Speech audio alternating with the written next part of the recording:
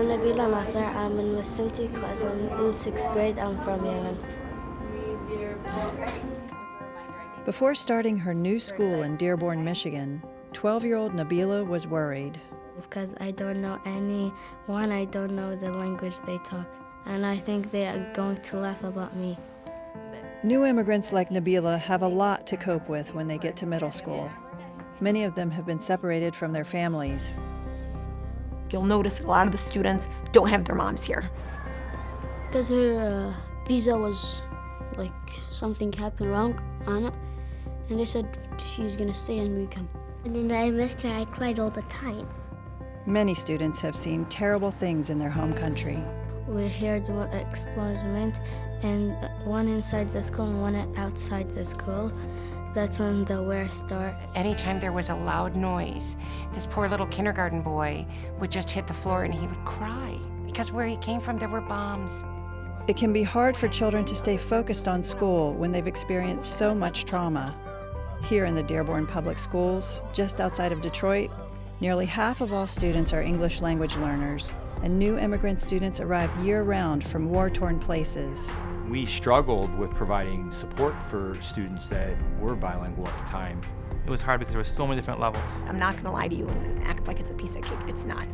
How do teachers make these kids feel safe so they can learn? We want to change the world, and we want to give our students every opportunity. Punctuation 4.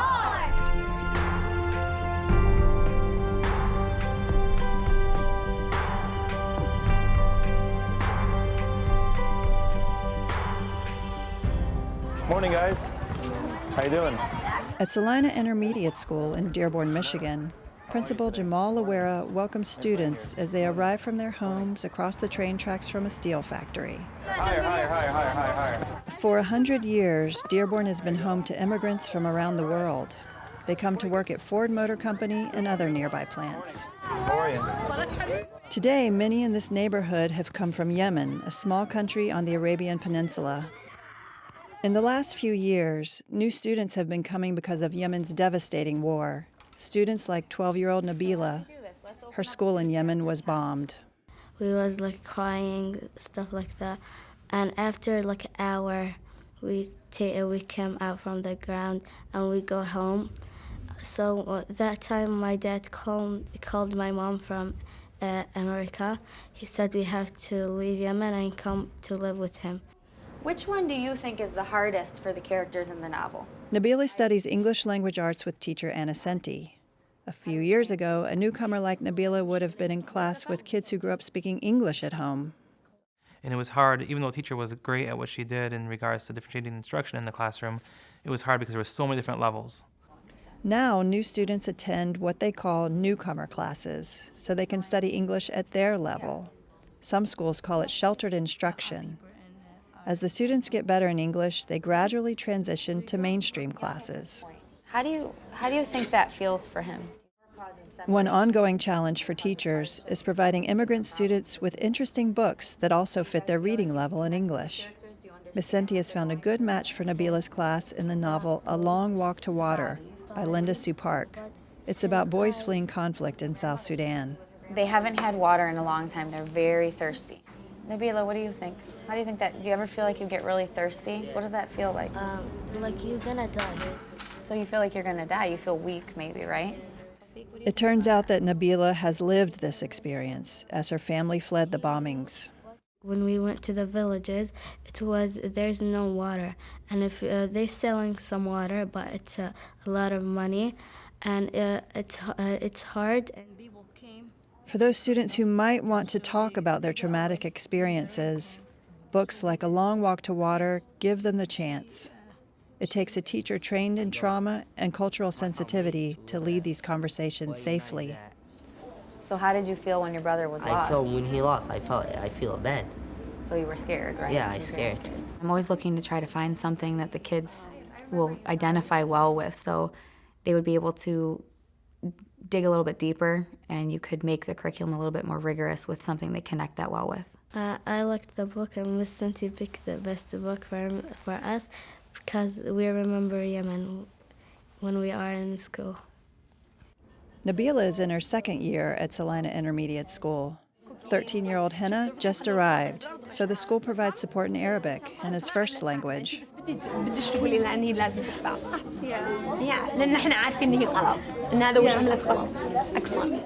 ESL specialist Diana Al-Qadi switches back and forth between Arabic and English. 2 younger brothers? Yeah. Okay. So you have to take care of them. Is it fun having a younger brother ولا 2 younger brothers? تفرحي انهم صغار ولا هم يجننوا فيش؟ They drive you crazy? Okay, that's what I thought. We've tried several different avenues to reaching our newcomers. We know that research says native language is the best way to reach newcomer students. Rose Aldubailey heads up services for English learners in Dearborn Public Schools. You don't fight the research. You use whatever works for students, whether it's visual aids, oral language, native language, building background, making those text-to-life connections. Those are all resources that we would hope to build in every teacher's toolbox. And so whatever we have, we put to use. With a teacher who speaks her language in the classroom, Henna can discuss the fate of Wilbur, the pig in Charlotte's Web, even though Henna has just begun to learn English. يعني انه كان اشتهي يذبحه كان ابو البنت اشتهي يذبحه بس بعدين هي دافعت عليه وما رضيت يعني ما بدها. The other advantage of Ms. Al-Qadi speaking Henna's home language is that she can build a relationship more quickly with Henna. Like Nabila and a lot of Henna's classmates, Henna's here in Dearborn because of the war that has been raging in Yemen since 2015. Henna currently lives with her father and 2 brothers, but her mother is still waiting for a chance to join her family. أنا لما كنت يعني في اليمن كنت عايشة ومبسوطة وفرحة يعني يوم أمي معي وكل الناس معي بس بعدين لما أنا جيت هون أمريكا حسيت إني فارقتهم كلهم وفقدت الأمل. فقدتي يعني كيف قلش حسيت إني وحيدة. You have to build that personal connection in order for you to really, be impactful to your students, in order for them to want to come to school every day, because that's a big piece of it too, I think if you make that personal connection with those kids, then they know who to turn to when they need to turn to someone.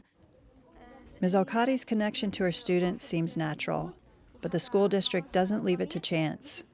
For students who have experienced so much trauma, that emotional connection to the adults at school is critical. When I meet with new departmental teachers into the EL department, the first thing I tell them, this is all about heart. Mayma Salam works with Ms. Aldubailey to run the district's English Learner Department. You have to remember, build that relationship with that child, understand their background, understand where they're coming from, understand what they're walking into your classroom with and have faced before we're even going to start with our alphabet. Dearborn's robust professional development program includes a year-long new teacher academy for every teacher the district hires. Topics include English learner instruction, supporting newcomers, and dealing with trauma. Training in the students' cultures is particularly important. In order to develop that order to maximize the opportunities for academic achievement, to be able to meet the social, emotional of our kids, we have to know what they're coming in with. So understanding where they are culturally, it gives you that baseline. Back in the 1990s, Dearborn School Superintendent Glenn Maleko got his training in students' cultures a little less formally. I grew up in Canada. I didn't have a lot of exposure to Muslim children or Muslim families. One of the things that my principal at the time did was take us into the community. And so going to the mosque, learning about the culture of the students that you're going to serve. Dr. Maleko has worked hard with Ms. Aldubailey and her team to provide the resources and expertise that teachers need. When I was a teacher, we didn't have very many teachers in the district that were ESL certified. And so we struggled with providing support for students that were bilingual at the time.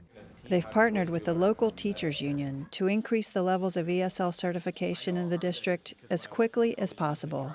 We have students who are coming in as refugees from war-torn countries versus a student who was born in the United States but may still qualify for EL services. Chris Sipperly heads up the Dearborn Federation of Teachers. So I learned very quickly about the wide variety of needs for these kids. and how important it was to be able to meet them so that they could be successful. The little brothers and sisters of the students at Salina Intermediate get their start at Salina Elementary School, just across the street. Good morning, beautiful children. Are you ready to learn? Yeah! Oh, excellent, excellent, excellent. Like Superintendent Maleko, Principal Sue Stanley had a lot to learn about her students and their families when she started working here 5 years ago. The first time my principal came here 5 years ago, and I've been in Salina for the past 10 years. So the first thing she said, Sana, she was asking me questions about the culture because she came from different school, different culture. Sana Hamad is Salina Elementary School's parent liaison, and she helped Principal Stanley connect with the community. I told her, I'm gonna do something with you. Let me take you a tour in the community just to show you what is the community here and how the community works. We just have the greatest conversations about the differences in cultures, differences in the religion, all of those things. They have taught me. I've made some mistakes. All of a sudden it was like, wow, I didn't know that maybe a gesture that I was doing with children could be taken differently in their culture. So she's really helped me a lot. You gonna take us into the room? Yeah. Okay. Today is the STEAM Fair at Salina, celebrating the students' work in the areas of science, technology, engineering, art, and math. These girls need a dark room to show what they've learned about the phases of the moon.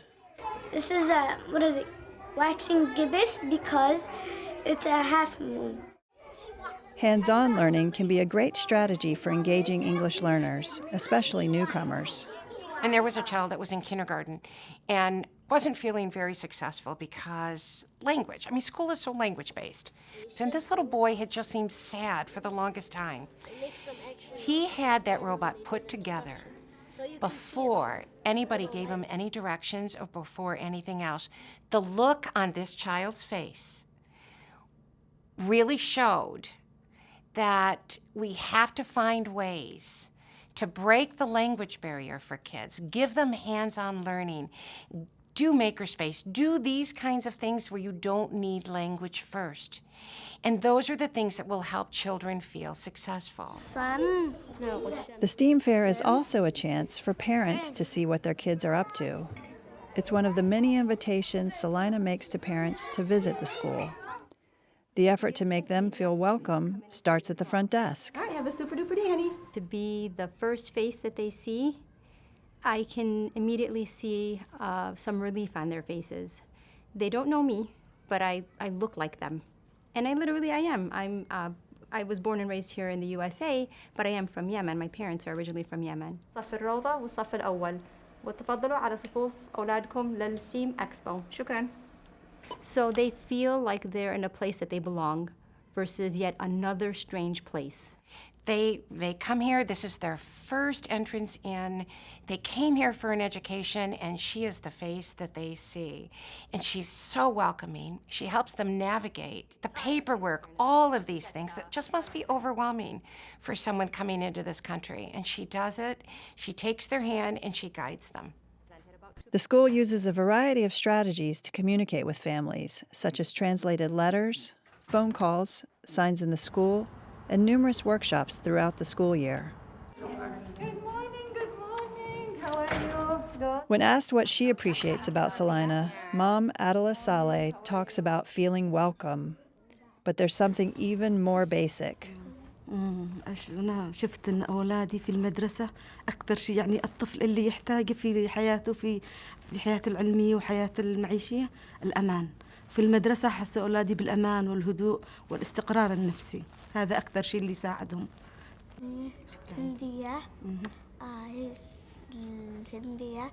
A calm, safe environment matters for kids. And what we know about brain development, social emotionally for children, is that they can't think. They can't even think if they are still in that fight or flight portion of their brain. The one thing that really helps is understanding post-traumatic stress disorder. We had some children come over a few years ago that anytime there was a loud noise, this poor little kindergarten boy would just hit the floor and he would cry.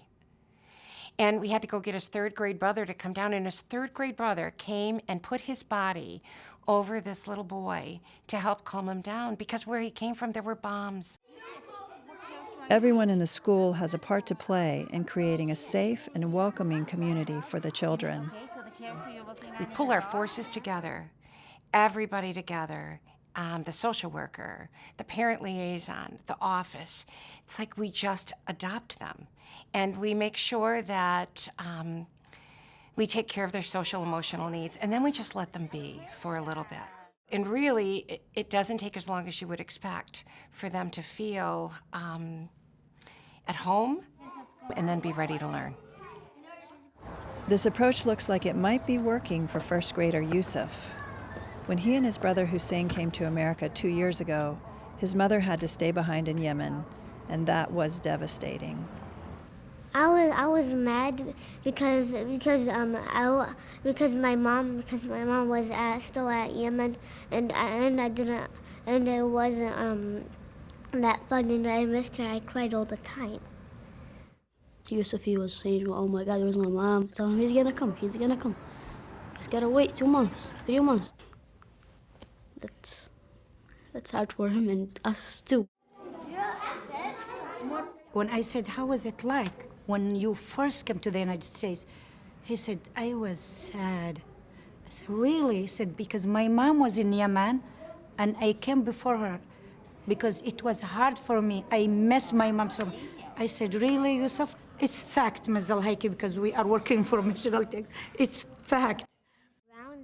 Yusuf's mom finally did join the family, and Yusuf is now reading above grade level in English. Every night as she curled up under the stars, Kuala Lulu thought about the times when her mother had looked at her and said, Kuala Lulu, I do love you. English language learners in the Dearborn School District now have a 90% graduation rate compared to 63% for English learners nationwide.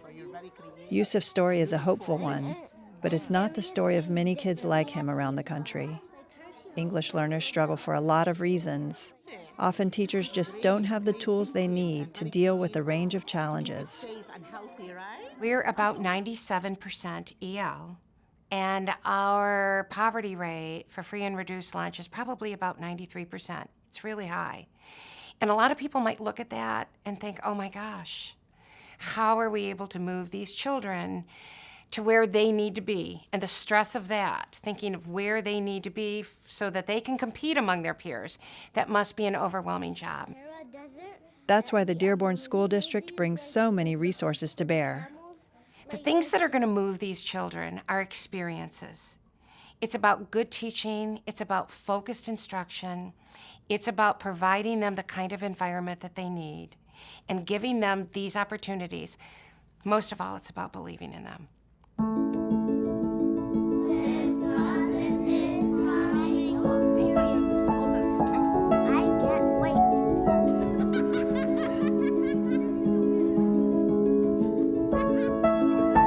A collaborative team of well-trained professionals is working hard for Dearborn's kids. They've tried it all, and they hold on to everything that works. But layered on top of all the strategies and programs is what might make the biggest difference for kids in Dearborn: a genuine connection to the students and their families. Leaving a country, you were born there, your roots are there, it's not easy at all. So that's why they do really struggle a lot. So when they come here, the minimum we can do, just we can assure everything, give them this attention, this love, this care. I tell them, this is your second home. This is the school where you belong to. Anyone who knows me outside of school too, if I ever use the expression my kids, they always have to distinguish, is it your actual kids at home or is it your kids at Salina? She's the best teacher. They come every day, they're ready, bright-eyed. They ask 100 questions, and then I know that what I'm doing is so impactful to them. السرقة مش أكثر شيء. أكثر شخص بحبه فيها المدرسة هي مس القاضي، وأكثر شيء أحبها من الأكلات عندي البيتزا. And these kids, who have been through so much in their young lives, now have their eyes on the future. I need to be businessman. Yeah. I want to, when I grow up, I want to be a doctor. لأن حلمي من وأنا صغيرة أني أكون مدرسة وإني أعلم وإني يعني أدخل الجامعة وأعلم يعني لما أكملها حتى أصير مدرسة. I said I want to be the police officer, but my dad said no. He wants me to be a doctor. The schools in Dearborn welcome children who have carried unimaginable burdens, and they're giving them the chance to dream of a happier life. It starts with a simple message from grown-up to child. Dear students, you are important. You are listened to. You are cared for. I support you. You are in a safe place. Love, Miss Alhaiki. Love, Ms. Alhaiki.